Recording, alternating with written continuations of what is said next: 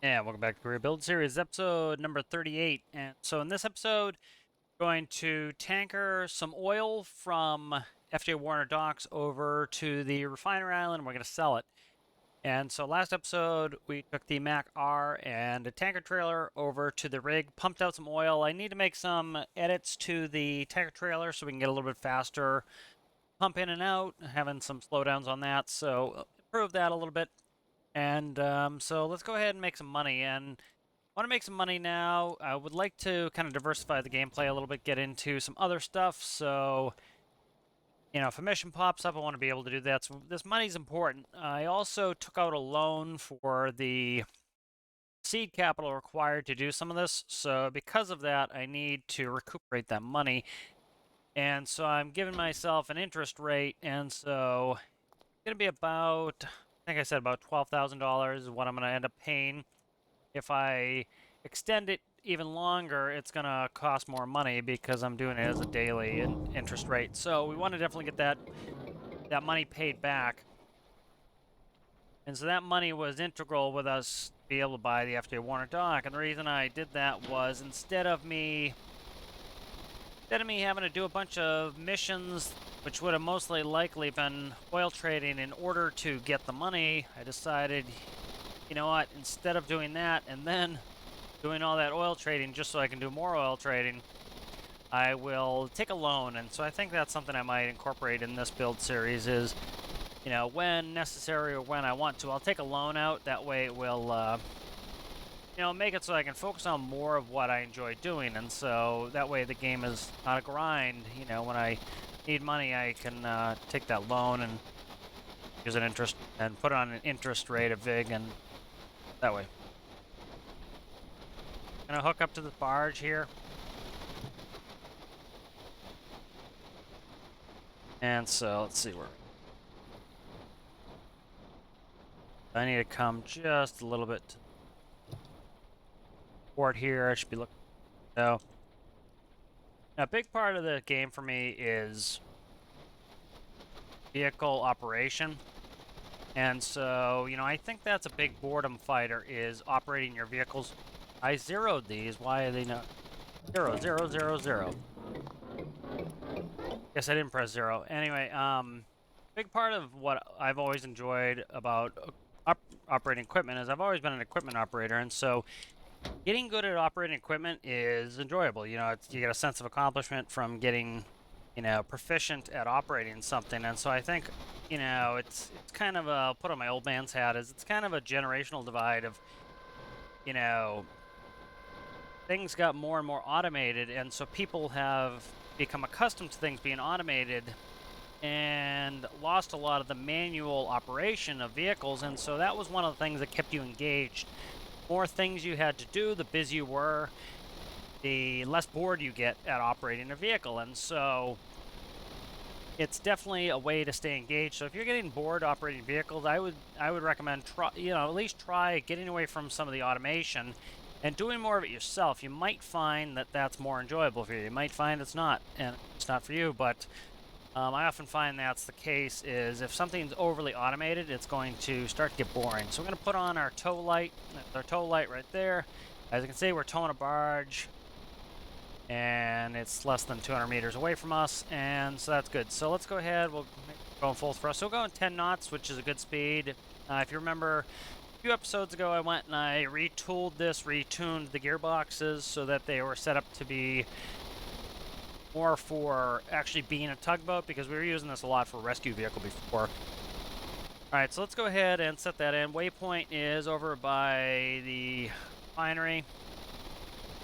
Time to waypoint's 33 minutes, so I'll do a little bit of a time lapse on that, but be there in 30 minutes.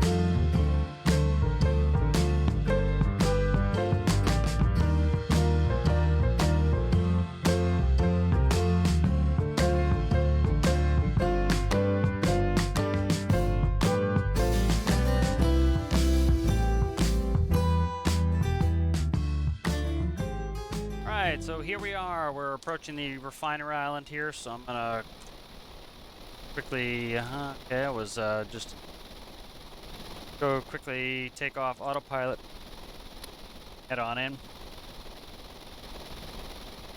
So we're selling oil. Oil is all the way to the front.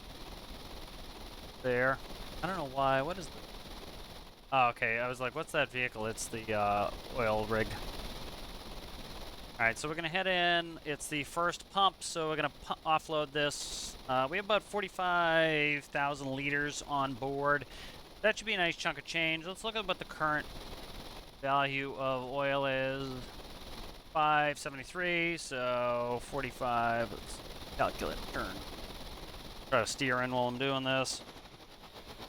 And I don't know why you should see. I need to fix this. It's supposed to not shut off when I shut the autopilot off, but it still is doing it, so that's something I have to...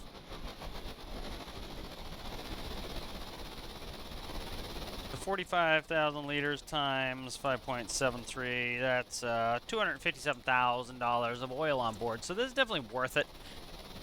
You know, you get a lot of people who want to do the meta stuff, and that's fine if that's what you want to do. You know, they want to do whatever is most profitable at all times. I want to do what's most fun at all times, and so I'm in the mood for this, so I'm going to do this.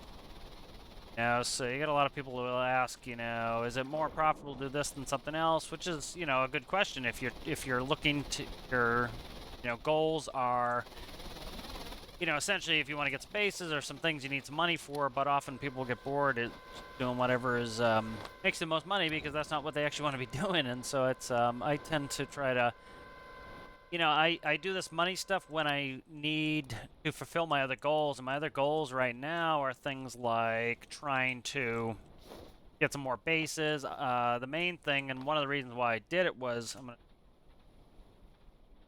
one of the reasons I did it was I want to pay back that loan, and so by having a loan, it gives you a good incentive to, you know, go make some money. Is if I don't, I'm disincentivized by the daily interest rate, and by actively paying it off early, I'm paying less in interest. So same like as in real life, you pay off your loan early, pay less in it.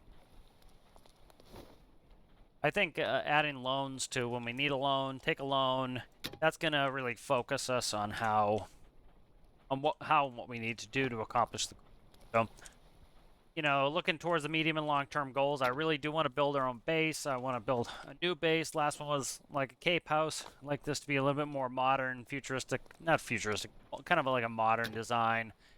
Currently selling, putting cash in the bank here. As you can see, so this should make us a lot of money. In theory, it's going to make us, let's bring up the number again, $257,850 minus, I decided I think on about a 15% interest rate, so it's going to be $115,000 I have to give back. So if we subtract that off, that is, this will net us $142,850. And so, you know, to look at real profitability, you would want to subtract off the rig cost because the rig has to stay in the world to pump. But this makes you good money. This really does. And so what this does is it opens up avenues that we can do some of the longer term stuff, like the home ship in. That's something I want to do. I want to get the home ship in. And part of it was I was getting a little burned out, a little bit bored on the game myself, and part of that was, you know, I didn't have the resources to do the next thing, and I didn't want to do too much until we got this new update, which I'm loving. And I really would love them to go back and do a pass on mining to make that a little bit more like oil, do some really more complex things with that would be cool. Like I talked about how I would love to, well, they kind of do it to a certain extent of having where you have to, for example, bring coal and iron to make steel. That's, you know, I like that. That's a realistic idea because, you know, for those who don't know, the way you make steel is you're essentially putting carbon into the steel. So you're getting the carbon from the coal, and it's going into the steel, and that is making it stronger and giving it the properties of steel. And so I would like to see them do a pass on that. We'll kind of talk about this. I'm not going to wait here the whole time that, well, this is selling, but, you know, some things they could do is currently they've made, you know, this was a huge train update, the Industrial Frontier, but the issue is this, is, for example, you know, you take a train up here, it's not a big deal to say, even bring a mining truck down, dump it on the train. That's fine. All that's fine. I have no problem with that. But there are some issues here. For example, the biggest issue is you bring a train here, there's no way to unload it. Like, even if they put a bottom dump and then a funnel that came here, and so whatever you dump in the bottom dump, it came out the funnel, you can then have a truck here that could run it off. But I think the better thing to do is just duplicate all these and put a set under the tracks and let us dump all these with our train. That would make more sense, so you can either bring it as a truck or do it with a train. You know, I think that would make a lot more sense than what they did. You know, there's some other things I could do, like down here at the metal, at the foundry, you know, you have no way to shut off the funnels. So if you you fill this with iron. So the other thing too here is we can't bottom dump our train, and we can't dump our ore in here. We have to somehow get it off the train, put it on a truck just to take it this short distance to dump it here. That's silly, of course. You should keep the truck dump, but you should also add a dump for the train here, so they can bring the train through, dump it all, and then if you put coal and iron in there, it will just start dropping steel. Well, you only have like 60 seconds to pick it up. So that means you have to have a car under there. So you'd have to bring the train in, back it up, leave a car there, and make sure you only have one car's worth of steel. Go up, dump one car's worth of steel, then come get this car and put another empty onto there. What would have been better is if you put a button on here so you can control the funnel. And so you empty all your train cars. Now you can use the same train cars. The other thing is putting it here, it ends. This should have been a drive-through, so you could move it over here where you drive the train over, you dump all your coal and iron into the internal storage, then you back it up over here, and you have your steel drop, and now you fill it all with steel, and then you come over here, and the steel drop-off is parallel to where it is here, so the steel gantry would be under here as a steel bottom dump, and you come in with your train and you bottom dump right there. And so I think that would have been better. So it'd be nice if they did a little bit of a pass-through again on that. That would really be cool. I also really like how we fraction and we can distill on our own and even make our own distillation facilities. And so one thing they could do with that is, you know, we have a coal furnace, and so you could say you have to mix into a, blast furnace. You have to mix in, coal and iron, and after a certain amount in the blast furnace, you can dump out, ingots of, even make it like a machine that just pops out ingots, of that. I'd also like to see you be able to turn steel and iron and bring it to like a fabricator where you're building like I-beams and stuff like that. I think that would be a cool idea. But it could use a little work. Now I'm super excited about their latest roadmap. While I'm emptying here, let's quickly look at the roadmap. All right, so here's the roadmap, which I think they should have called it roadmap too. It would have been put up, they just did updates, schedule, merchandise. Anyway, they talk about how this is important down here, is they talk about, this is real clear communication. I think, listen, if everything you do, you get a slap, it doesn't matter what you do, you stop caring what you do because you're going to get slapped no matter what you do. And so you need to have a carrot and a stick. So when the devs do something right, we need to pat them on the back. We need to give them their carrot. And when they do something wrong, they can get the stick. And so it's basic psychology is if everything you do, you get the stick, well, why do, just pick whatever you want because it doesn't matter. You're going to get hit no matter what. And so if you have a carrot and a stick, you say, okay, well, if I do this, I get the carrot. I'll go with the carrot.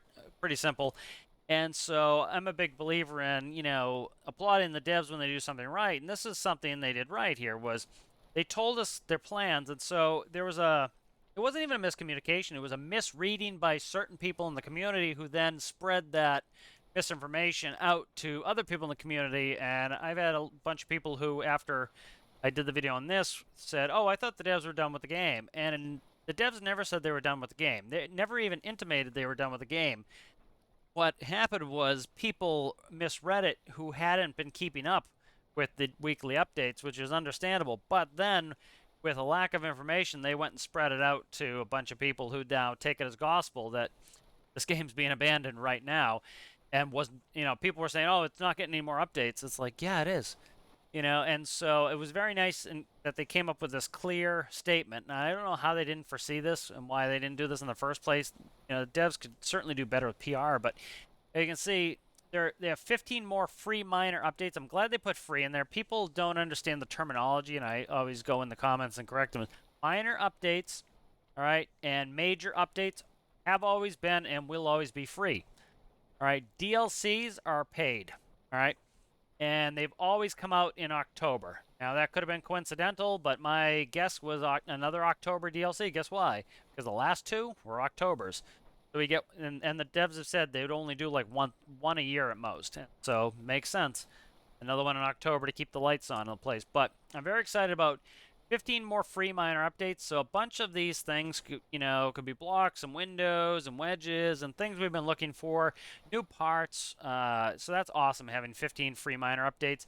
And it says one every second week. That's awesome. So you'd have like a bug fix week and you'd have a parts week. Now, you got a lot of people in the comments saying, oh, they should just focus on bugs. They can't. It's not good business. It's not good for any of us playing for them only to focus on bugs, in my opinion. And listen, if I say it, it's my opinion. You don't need to say my opinion every time. That's, of course, if I'm not giving clear evidence, it is my opinion. And so, they're spreading out where they're doing a bug fix week or a planning week, which they're doing behind the scenes bug fixes. They're doing behind the scenes updates to the game.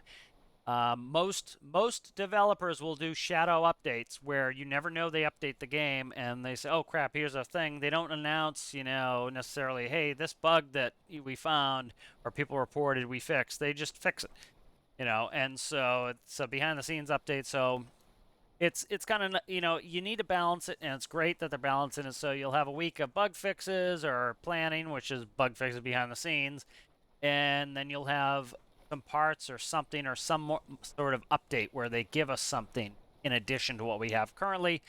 We have another major update coming.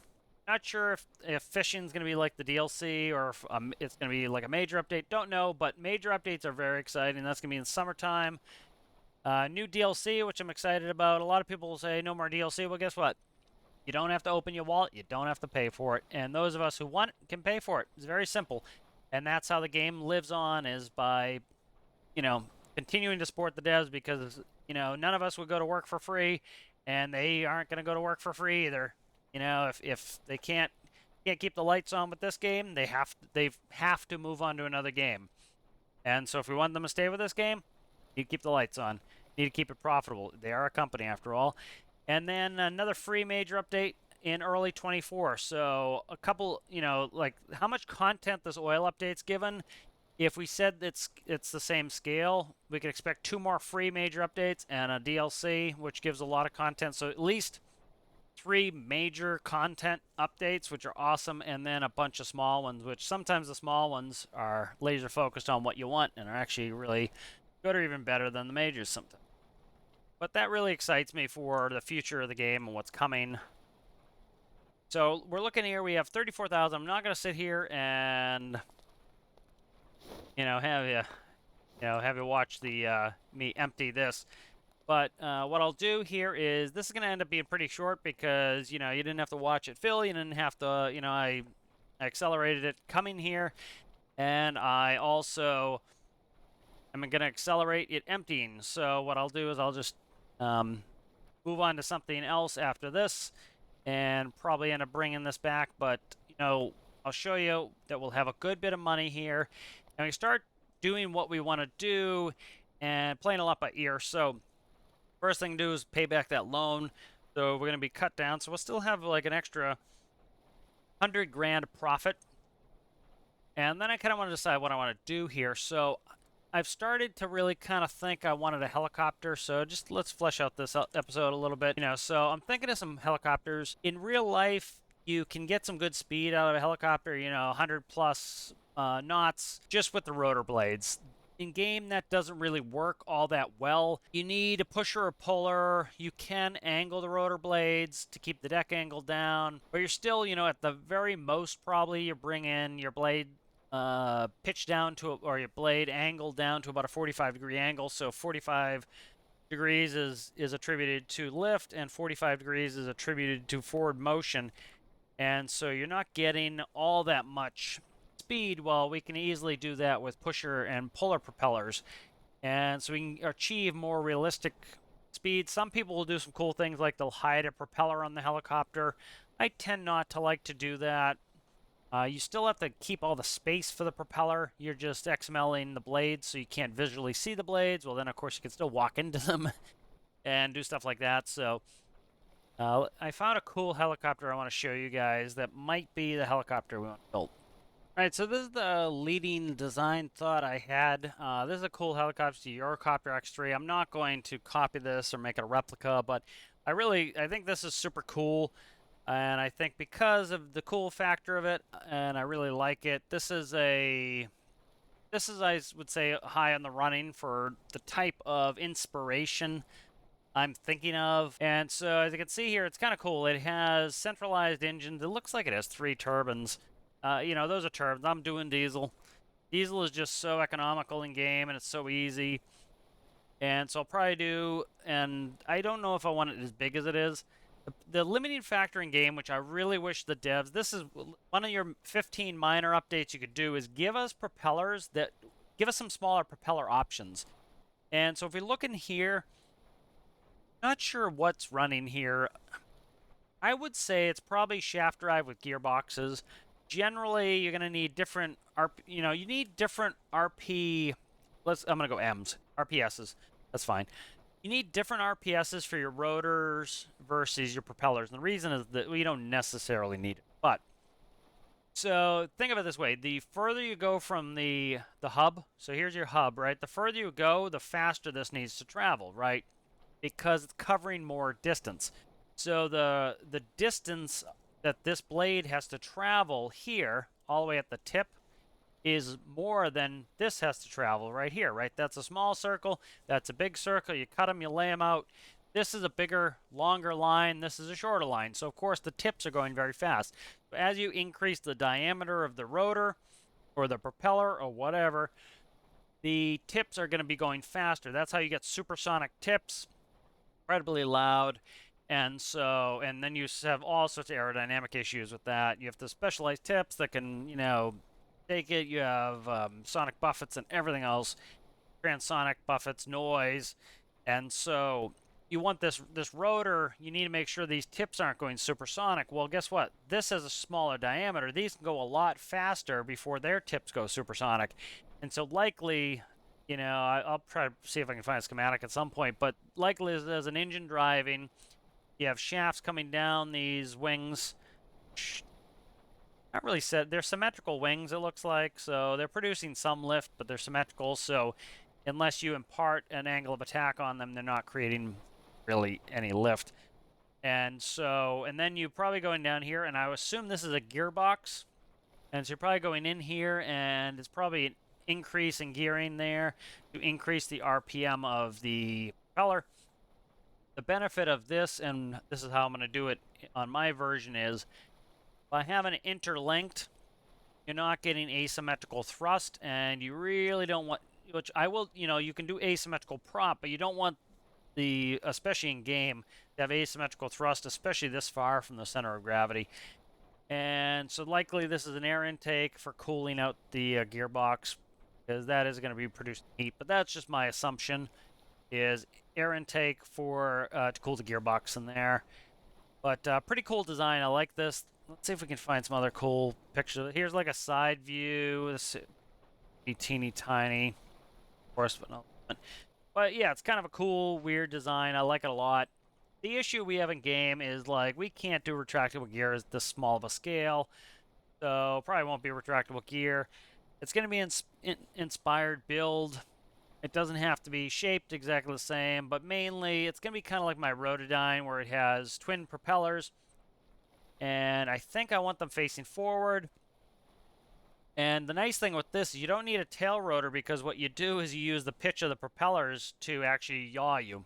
And so that's how my Rotodyne works, is if the propeller is turning one direction, the aircraft wants to yaw to, say, the right, Well, guess what? You increase the pitch on this propeller, and that counteracts that yaw force.